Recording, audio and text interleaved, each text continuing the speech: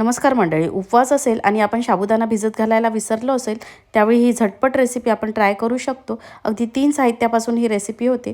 तर सुरुवातीला साबुदाणा छान भाजून थंड करून मिक्सरला लावून बारीक करून घेतला, नंतर चाळणीने चाळून घेतला, नंतर एक मोठ्या आकाराची मिरची व थोडं जिरं छान कुटून घेतलं, नंतर उकडलेल्या बटाट्याचे साल काढून त्याला या पद्धतीने सगळा किसून घेतला।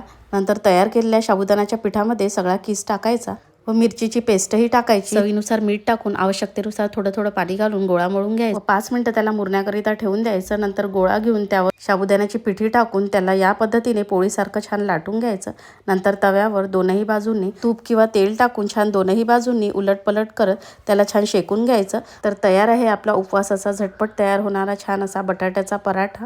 तर आपण हा दही सोबत किंवा शेंगदाण्याच्या चटणी सोबत खाऊ शकतो आणि खरंच चवीला खूप अप्रतिम लागतो, अगदी झटपट तयार होतो।